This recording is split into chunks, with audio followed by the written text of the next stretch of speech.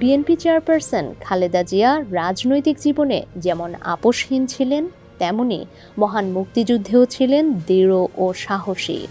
দেশের স্বাধীনতা লড়াইয়ে সরাসরি অস্ত্র হাতে না নিলেও ভয়াবহ অনিশ্চয়তা ও দমনপীড়নের মধ্যে তিনি ছিলেন এক সংগ্রামী নারীর প্রতীক।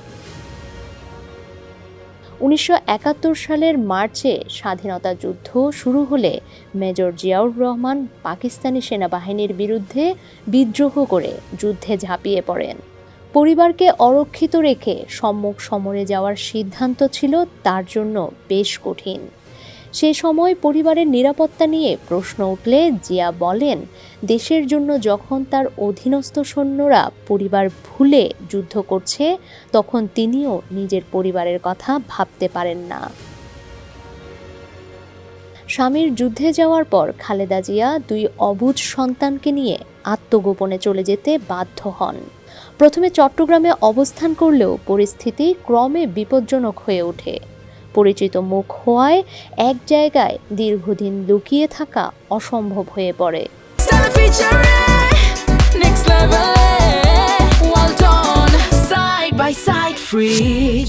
১৯৭১ সালের ১৬ মে বড় বোন খুরশিদ জাহান হকের সহায়তায় তিনি লঞ্চে চট্টগ্রাম থেকে নারায়ণগঞ্জ হয়ে ঢাকায় আসেন। এরপর খিলগাঁও, ধানমন্ডি ও সিদ্ধেশ্বরী ঢাকার একাধিক স্থানে আত্মগোপনে থাকতে হয় তাকে। প্রতিটি স্থানেই ছিল ধরা পড়ার শঙ্কা। মুক্তিযুদ্ধ চলাকালে জিয়াউর রহমান ভারত থেকে খালেদা জিয়ার কাছে একটি চিঠি পাঠান। চিঠির সত্যতা যাচাই করে তাকে নিরাপদ স্থানে নেওয়ার উদ্যোগ নেওয়া হলেও শেষ পর্যন্ত তা আর বাস্তবায়ন সম্ভব হয়নি। ১৯৭১ সালের ২ জুলাই সিদ্ধেশ্বরীর একটি বাসা থেকে পাকিস্তানি সেনারা খালেদা জিয়াকে 2 সন্তানসহ গ্রেপ্তার করে।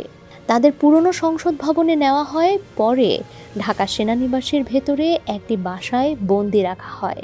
বন্দিত্বের পুরো সময় জুড়ে ভয় ও চাপের মধ্যেও তিনি মনোবল হারাননি। পাকিস্তানি বাহিনীর আত্মসমর্পণের পর ভারতীয় সেনাবাহিনীর উদ্যোগে খালেদা জিয়া ও তার সন্তানদের মুক্ত করা হয়। তাদের ঢাকা থেকে বিমানে সিলেটের শমশেরনগরে নিয়ে যাওয়া হয়, যেখানে জিয়াউর রহমানের সঙ্গে পুনর্মিলন ঘটে।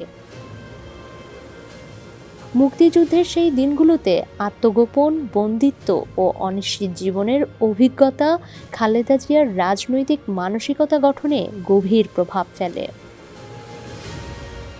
পরবর্তী সময়ে দীর্ঘ রাজনৈতিক জীবনে আপোষহীন অবস্থান, সংকট মোকাবেলায় দৃঢ়তা ও সাহসের পেছনে মুক্তিযুদ্ধের সেই অভিজ্ঞতাকেই বড় অনুপ্রেরণা হিসেবে দেখেন তার অনুসারীরা।